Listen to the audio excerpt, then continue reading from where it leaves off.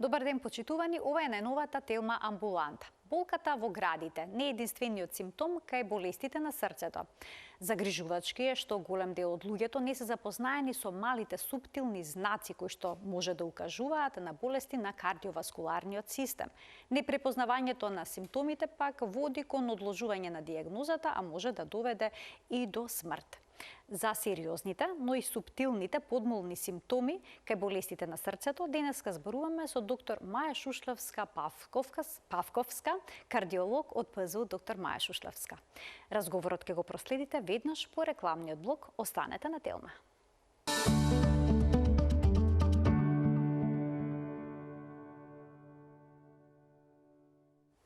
Во денешната Телма амбуланта зборуваме за сериозните, но и суптилни знаци кои кажуваат на болестите на срцето. Кои се тие алармантни симптоми кои што треба да ги препознаеме, ќе ни појасни доктор Маја Шушлевска-Павковска, специјалист по интерна медицина, субспецијалист по кардиологија во ПЗУ доктор Маја Шушлевска. Докторке, добре ни дојдовте повторно во Телма амбуланта и добар ден. Добар ден. Карциномите, заедно со болестите на срцето, се водечка причина за болести меѓу луѓето, но и за смртност. Па зошто е тоа така? Така е во светот, претпоставам дека бројките се слични кај нас. Да, верувам дека ние сме некоја слична, можеби и по сериозна варијанта на дистрибуцијата на овие заболувања, при што кардиоваскуларните заболувања се многу чести заради тоа што постојат многу ризици, фактори на ризик кои што ги прават овие заболувања почести и поманифестни.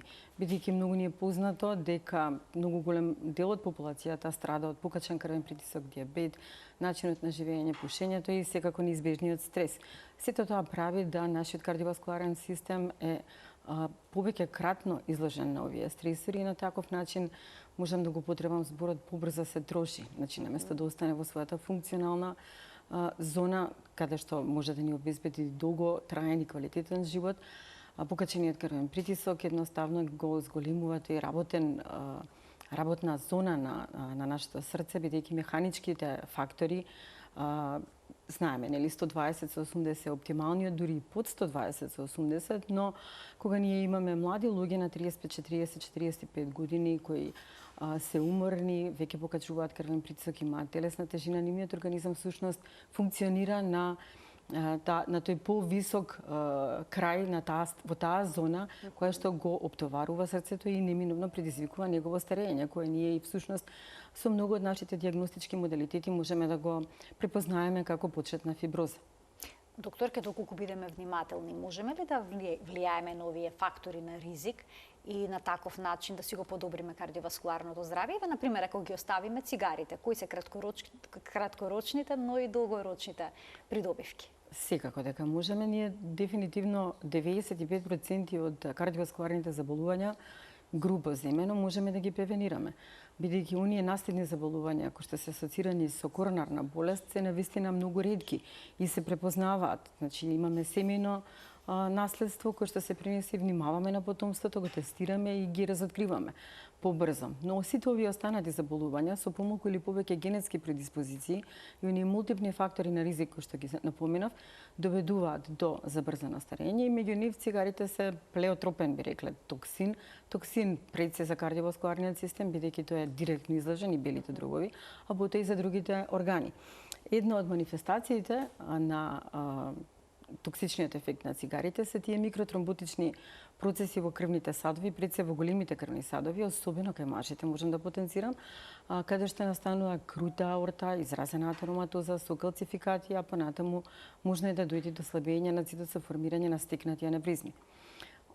Истото се однесува и на малите крвни садови, кај помалку или повеќе предиспонирани особи, кај кои може да се оштети така наречената микроциркулација. Таа има огромен капацитет да се моделира спрема побарувачката на срцето и во услови кога имаме страствени пушачи, срцето е ставено во еден непогоден амбиент за него, да работи побрзо, имаме хиперстимулација на спроводниот систем на срцето, на чворот кој што е физиолошкиот пейсмейкер, меѓутоа и оштетување на главните коронарни крвни садови и на малите крвни садови. Сето тоа доведува до тоа да срцето не функционира како една еластична помпа која може да се адаптира на потребите, нели, за спорт, за физичка активност, за ментален стрес, значи за сите облици на напори кои нашиот организам би можел да биде подготвен или да ги поднесе, а во овие услови заради тие промени кои настануваат на крвните садови, тоа едноставно не е возможно. При тоа се формираат, еве да кажеме конкретно на каротидите, плаки, односно наслаги кои доведуваат до нивна крутост, ирегуларност на внатрешноста на крвните садови, каде што може заради постојаната пулсатилност на крвните садови да доведе до прекин во интегритетот на таа интима медија и да настанат тромботични настани, кои може да бидат помали, поголеми, да се пренесуваат нели во циркулацијата во мозокот и така натаму да доведат значи доколку се прекине со пушењето, сите овие ризици ќе се намалат? Дури кај страствените пушачи? Секако реверзибилност постои, значи настанува и на регенерација релативно на белите друбови, зависно од тоа колкаво е времето на експозиција, значи колку време сме пушеле. Колкаво штетувањето всушност. И нормално. Значи доколку и вие имате веќе прележан срцев удар или кардиомиопатија или оштетување на паренхимот на мозокот, ние не можеме да ги избришеме тие негативни ефекти на цигарите. Срцето е вителен орган, вела дека не тежи повеќе од 300 грама. Колку удари срцето има во текот на животот? Бидејќи постојано работи, споменавте дека таа е една мускулна пумпа.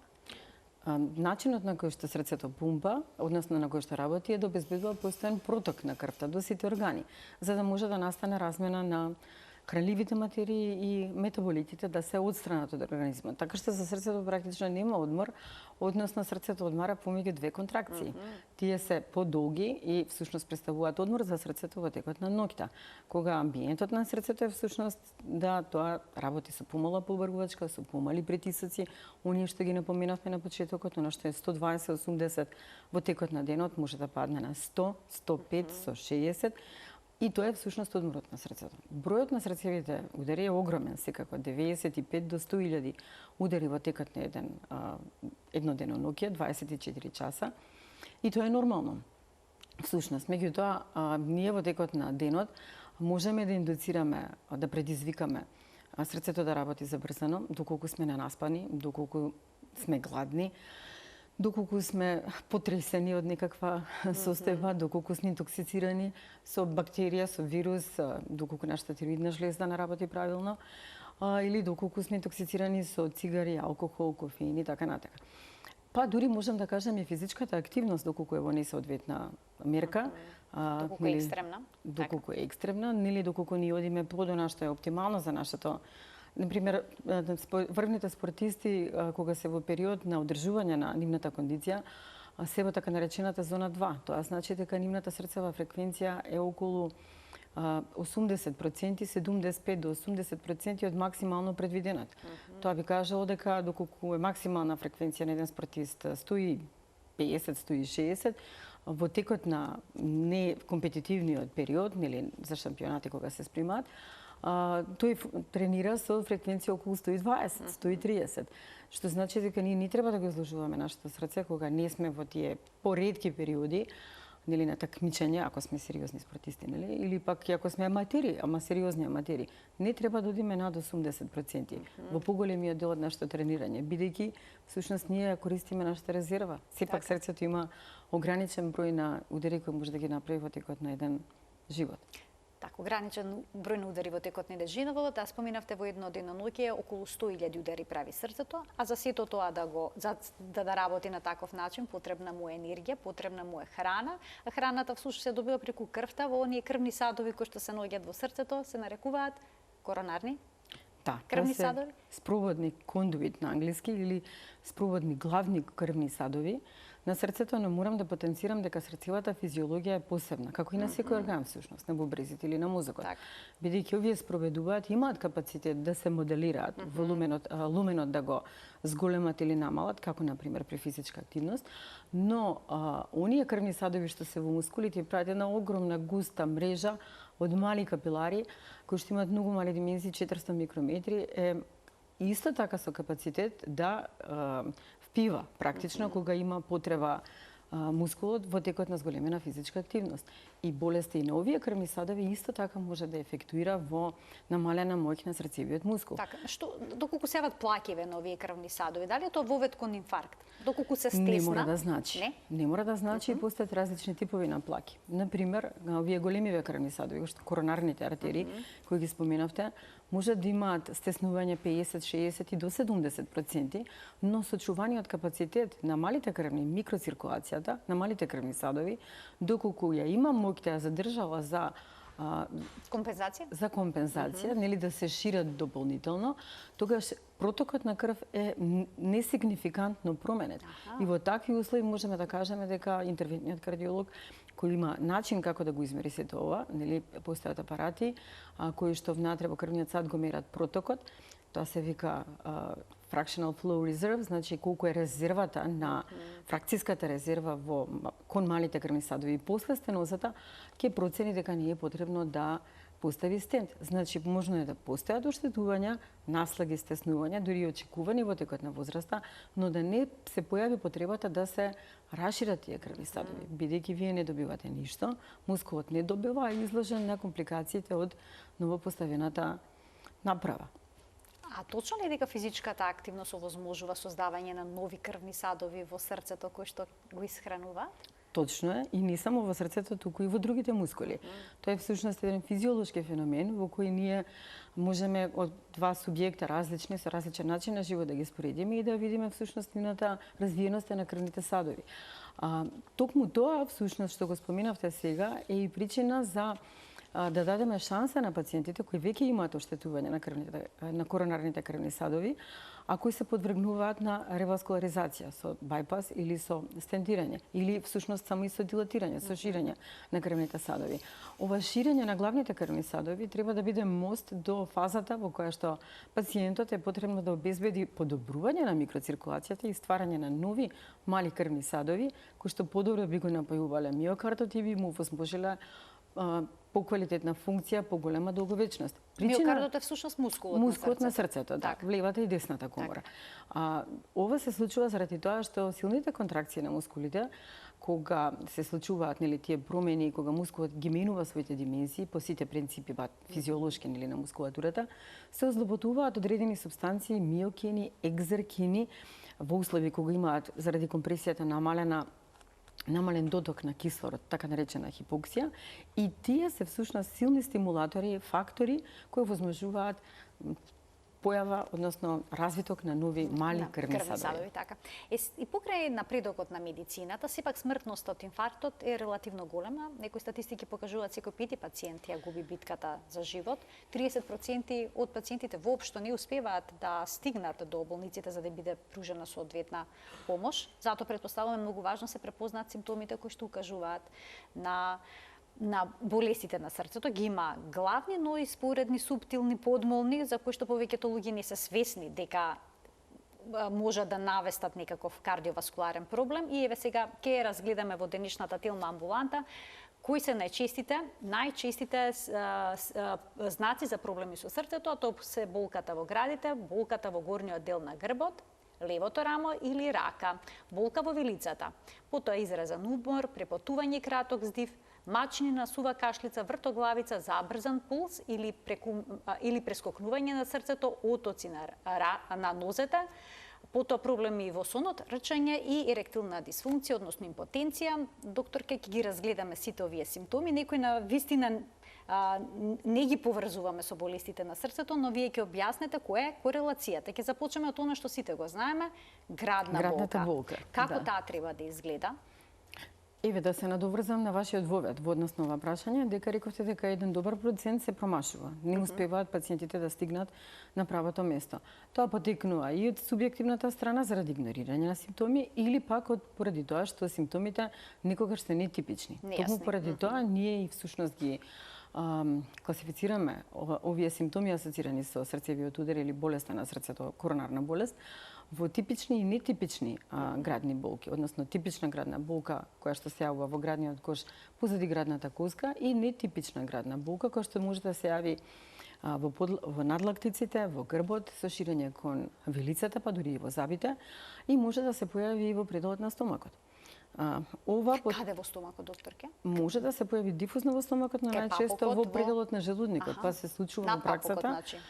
Да, над папокот, под лажичката, па се случува и пациентите да се пренасечат во правец кај гастроентерохепатолозите, значи за проблематика на желудник, црева, жолчка. Жолчката исто така доаѓа како диференцијална диагностика на срцевиот удар.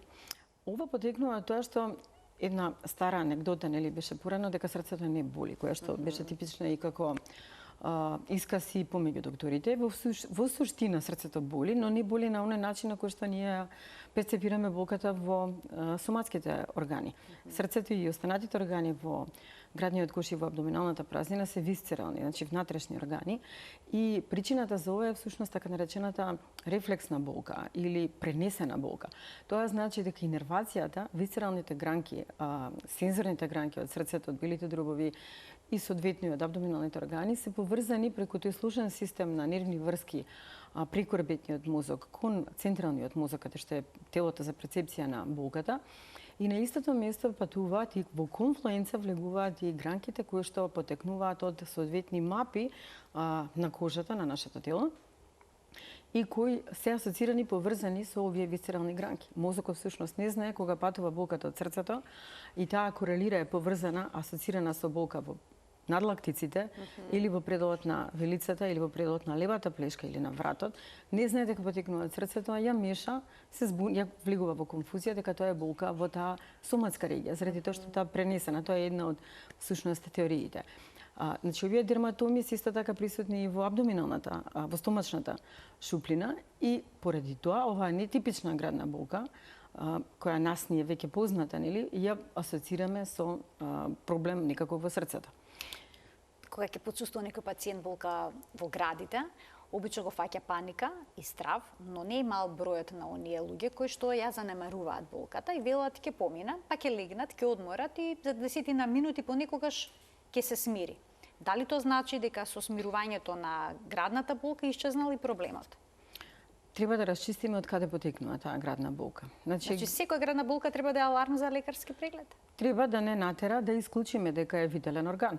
Значи дека може би се работи за белодробна емболија, проблем со аортата, пнеумонија, проблем со душникот. Значи сите органи што се наоѓаат во градната шуплина на прво место срцето треба да ги исклучиме. Може би се работи на крајот на криштата за проблем во меѓуребрените мускули и спојот со градната коска, значи за коскено-мускулна болка, болка во орбитот која што се пренесува заради компресија на некој диск од интеркосталните нерви.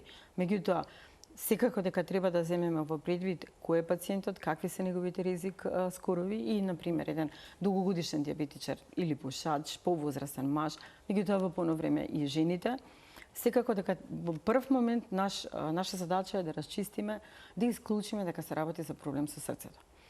Време траењето на болката е исто така важно, но сепак не мора да значи дека ако трае болката многу кратко, дека исклучен проблем со срцето. И таа аналогија, дали болката е индуцирана во услови кога ние телото го ставаме во некакви услови на стрес, значи сме физички оптоварени и со намалување на физичкиот напор болката се менува, да, тоа обично ни покажува дека од срцето едноставно на намалениот доток не може да одговори она што му е задача и тоа ни е едноставно анамнестички тест кој не носи во правец да размислуваме дека да, срцето не може на напор да одговори, тоа може да биде проблем во неговата циркулација или може би некаков друг вид на проблем. Дали мажите и жените подеднакво исто чувствуваат болката во градите? Како и за се, мажите и жените се различни. Мажите обично се презентираат со градната болка асоцирана со срцев проблем, се презентира како типична градна болка, додека кај жените не малку, во немал процент е присутна нетипичната градна болка. А тоа значи жена може да се пожали на болка во рамењата, на препотување и на вртоглавици и на замор. Значи кога една жена со класични ризик фактори во менопауза, с хиперхолестеролемија, притисок и така натака, нели, меѓутоа некогаш едноставно нашиот инстинкт треба да проработи како лекари, без разлика дали има или нема ризик фактори, треба да обрнеме внимание на она на кое што пациентката се жали. А точно ли дека мажите се жалат почесто на болка во левата рака, а жените на болка во двете раце? Кога е поврзана болката со срцето и болестите? Во поголем број на случаи кај жените се јавува во пределот на двете рамења. Болката. Во рамењата? Во рамењата. Во рамењата и во двете надлактици, бидејќи тоа се всушност дерматомите во кои што се проектира соматската болка која се пренесува по истиот пат по кој што се пренесува и срцевиот проблем. Срцевиот инфаркт. Дел од луѓето кои што ќе почувствуваат болка во рамењата, во рацете, во вилицата, знаат да земат апче за смирување на болките. Дали е ова проблематично? Да. Бидејќи не помислуваат на срцето. Бидејќи болката е, знаеме, нашиот пријател. Сојузник, да. Миокардот, срцевиот мускул е време. Значи, времето е миокард. Доколку ние ја елиминираме болката, значи ние го затапуваме сигналот, го гушиме, а со тоа му го земаме времето на миокардот да стигне до местото каде што потребно е да му се отвори крвниот сад, кој што ќе го врати во живот. И доколку се работи за една постепено настаната стеноза, тој може полека да постепено да влезе во период на хибернација, значи за спивање, да го успори својот метаболизам за да нели преживее. Тоа е на некој начин преживувачки мод, начин на срцевиот мускул. Но доколку настане абруптно и нагло една мека плака, тоа значи плака наслага, која што и не предизвикува значајна стеноза, да речеме 20%, има одличен проток, несигнификантен, не би ја стентирале нели на коронарографија.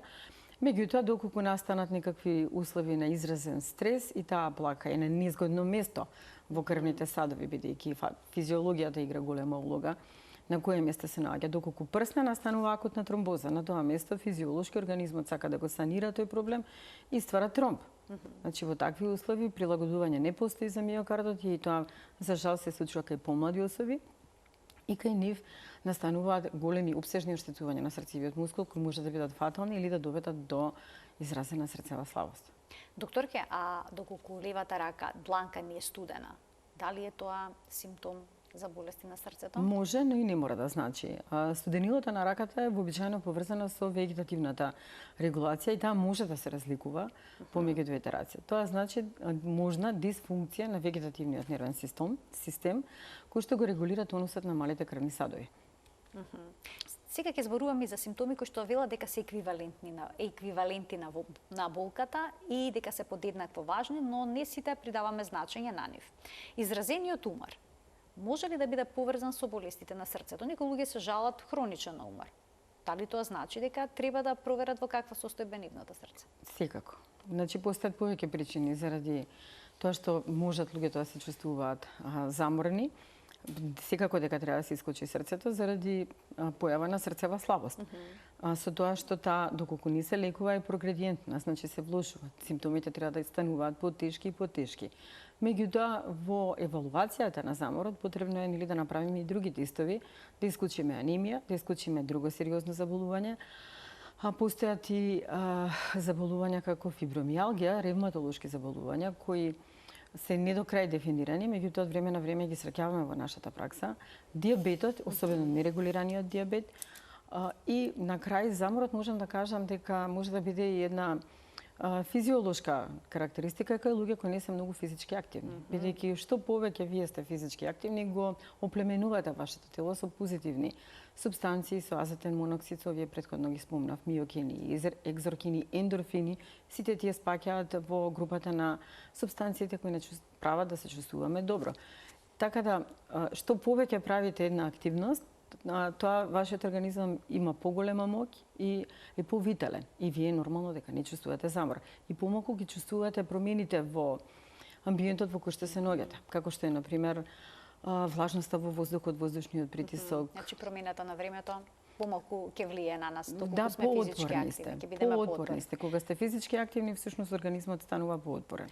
Некои луѓе се жалат дека не може да се качат до втори спрат, до трети спрат. Дали тој тип на умор бара преглед?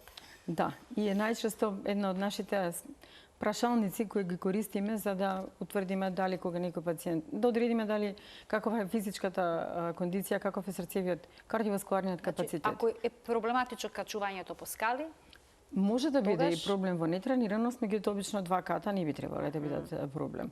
А доколку постојано се жали или нели се обидуваме да најдеме што е причината во текот на земање на анамнеза за пациент, тоа може да биде втори или трети кат е веќе граничник, кој што ни го кажа дека можно е пациентот да се соочува со некаква кардиолошка срцева проблематика од различен вид. Срцев проблем, но може да биде и проблем на валвулите. Може да биде миокардит, кардиомиопатија, може да биде запушување на крвните садови. Ќе ги поканиме гледачите од овој момент да се вклучат во денешната емисија со нивни јавувања и прашања на темата на која што говориме, а тоа се симптоми кои што кажуваат на болести на срцето. Доктор Маја Шушлевска-Павковска, кардиолог, е гостинка во студиото на Телма. Доктор, ке следниот симптом кој што упатува на болести на срцето се препотувањето и краткиот здив. Дали е проблематично сето ова, доколку напорот е мал или пак подеднакво е загрижувачки ако напорот е голем? Секако дека малиот напор кој ги предизвикува овие симптоми, краток здив или медицински кажано диспнеја, е најчесто асоциран со поврзан со проблем со срцето. Срцето и белите дробови се поврзани органи системски преку нивната циркулација и покрај тоа што срцето пумпа во во системската циркулација, десната страна на срцето испумпува во белите дробови. Белите дробови, односно циркулацијата во нив, работат на понизок притисок. Но, кога имаме оштетување на левата страна на срцето, заради сите овие веќе претходно спомнати заболувања, притисокот во белите дробови се зголемува.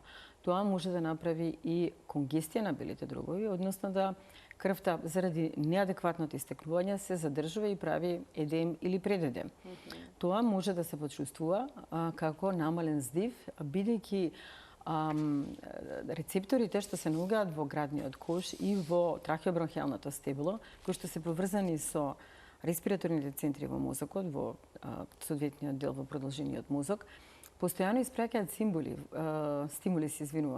заради тоа што таму се чувствува сатурацијата на кислород и парцијалните притисоци на кислородот и на јаглеродниот диоксид. Импулсите се репетуираат, се засилуваат, меѓутоа срцето, заради тоа што не е моќно и целиот респираторен систем ги практикува, нели ги засилува експираторните движења, меѓутоа не може да ги постигне тие концентрации на кислород и на јаглероден диоксид кои што се неопходни. Тоа е причина всушност и за појава на диспнејата, а тестот кој што ја екзацербира, кој ја влошува е всушност напорот. И сега огромниот напор кој доведува до овакви тегоби е всушност префорсирање. Додека очекувани напори за еден организам кој треба да ги направиме, нели да се качи пациентот на втори или трети кат и тој се жали на изразен глад за воздух, тоа значи дека неговата пумпа веќе не е во синхронизација со белите дробови. Имаме гледачи, ќе им дадеме предност, ќе им дадеме предност на нивните прашања, а веднаш потоа продолжуваме со она што е предвидено во денешната емисија, останатите не толку типични симптоми кои што кажуваат на кардиоваскуларни болести, односно болести на срцето. Добар ден за првиот гледач. Добар ден. Повелете. Да прашам ова докторка каде може да ја најдеме? Така, доктор Маја Шушлевска-Павковска работи во ПЗУ, значи во приватната здравствена установа, доктор Маја Шушлевска. Имате ли некое дополнително прашање покрај ова? Повелете. Пака сега да прашам за мајка ми. Така. Околу 11 саат и паѓа притисокот и она ја тера на спиење, мора да легне. Исто така малаксаност, болки во нозете, како се вика, немање сила. На која возраст е вашата мајка? Па 80 години. 80 години. Дали имате, докторке, некој подпрашање? Дали има претходни срцеви заболувања? Дали имала претходно некакви срцеви заболувања? Па пие апсиња тоа што е за притисок. Значи само притисокот е само терапија за притисок зема. Добро, ви благодарам за вклучување во денешната емисија, а докторката сега ќе ви даде некакви насоки. Значи можеби се работи за предозирање со лековите за притисок. Може би се работи за срцева слабост, а пациентката се лекува како за покачен крвен притисок, што се однесува до падот на притисокот, нели, и на малаксаноста. Болката во мускулите може да биде резултат на електролитен дисбаланс, може да се работи за проблем во зглобовите, во нервите кои нервираат во таа регија, што се доста чести, но и во однос на падот на притисокот да не изумам да кажам дека еден релативно нов ентитет е срцевата функција, да е срцева слабост со сочувана ежекциона фракција. Тоа е веќе кардиомиопатија, кај која ние имаме нормална ежекциона функција, која мериме на класичен начин, но срцето е круто и во поодминатиот период може да се манифестира еден пациент кој има покачен крвен притисок да развива хипотензија, односно притисокот да му паѓа. Значи треба да се направи лекарски преглед за да се утврди зашто точно станува збор. Може да се работи за повеќе работи. Да ги вклучиме следните гледачи. Добар ден. Добар ден за следниот гледач во денешната Телма амбуланта. Јас сум оперирана. Така. До докторката за прашање. Сум оперирана 50 години од вените левата на нога. Така. И пијам персол, таблетки и аторисона за масноти. И ја сега осеќам некој време раката десна ми трне и прстот показалецот ми се укочит. Па сега имате дилема дали може би сето ова е поврзано со кардиоваскуларниот систем. Да. Така, ви благодарам за вклучувањето, докторке, што би советувале? Доколку се работи за операција на вените, а не на крвните садови, не мора да биде директно поврзана проблематиката. Периферната артеријска васкуларна болест е силно поврзана со проблеми во другите крвни садови, како што се на срцето. Доколку обично во прстите нема дерматоми, има во надлактиците и тоа може да укажува на периферна патологија на нервите од вратот, значи спондилоза и на радикулит. Треба да се види само каква е дистрибуцијата. Проблем со ребетот со вратот. Да, значи трнењето во рацете најчесто е поврзано со вратната регија, со нервите кои излегуваат од прашлените. Заради возраста и не знам други ризик фактори, нели јас не можам да кажам дека може би ова и да е коинциденција, да има проблеми со нервите, меѓутоа симултано да има и проблеми со срцето кои се уште не го постигнале својот максимум, па не се презентираат на друг начин. Значи исто така советувате еден преглед. Да. Уште еден гледач ке вклучиме. Добар ден. Добар ден. Повелете. Во програма сум? Да, во програма сте. Одлично ве слушаме и го очекуваме вашето прашање. Се извинувам, јас значи левиот бел дроб ми е изваден. Добро. И сега скоро, значи кога беше гласањето, пулсот ми отиде 130, а притисок нема. Отидов на дежурен, ме пратија на кардиологија и ме задржа, има ехо, на компјутер ме снима и ми дава бипресо савајле и вечер, ама некако неуспешно. Верапимилот поише ми помага, колку толку ми го намалува некој пат. Пола верапимил ми го смалува, дока савајле ако се напијам, дока 5 сат ми паѓаат импулсите на 80, да речеме, а после поличек па ми се зголемуваат. Бев на онколог, ја хемотерапија не примам, ама онколог ме води, вика, ова ти е очекувана работа, вика, затоа што имаш само еден бел дроб, вика, срцето ти работи, вика, за 2 дроба, а ти имаш еден. Така. Што би рекле вие? Така, како кардиолог, какво мислење има и сетото поврзано со вашата здравствена состојба, ви благодарам за вклучувањето во програма. Повелете. Се согласувам со констатацијата на онкологот дека сега белите дробови се всушност еден бел дроб, имаме редукција на белодробната васкуларна мрежа, намалување на половина, а срцето го има својот капацитет за 2 бели дроба.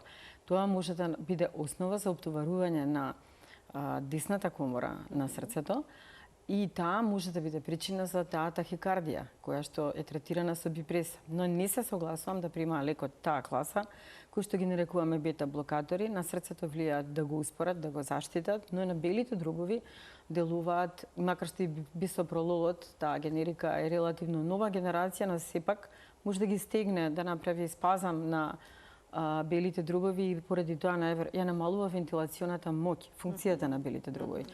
Опција број 1 за овој пациент е верапамил, но да не заборавиме дека можна и друга патологија на срцето, која што може да доведе до овие тахикардии, да се манифестира на таков начин. Треба да се исследува добри, да се види, да се направи 24-часовен холтер за убаво да се процени дали овој пациент има склоност кон аритмија, кон тахикардија и да правилно се оптимизира неговата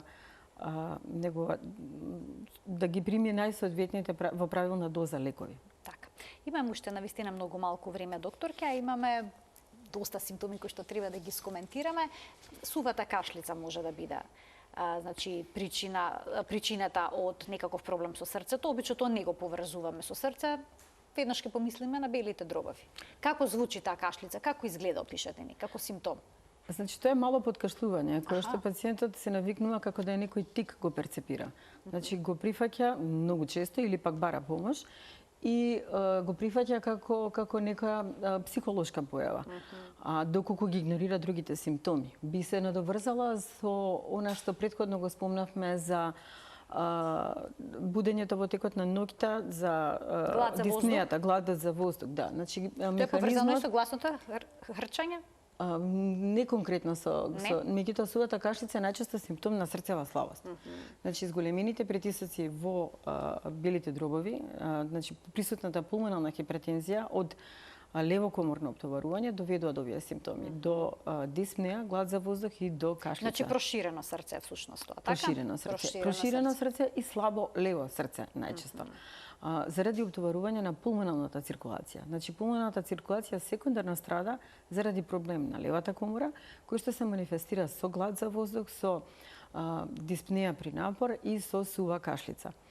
Што со вртоглавиците? Може ли да се случи некој пациент да има синкопа, односно да изгуби свест и потоа да се издиагностицира проблем со срце? Да, значи срцето е многу често всушност клучен орган заедно со мозокот кој што треба да се исклучи во механизмот на синкопата.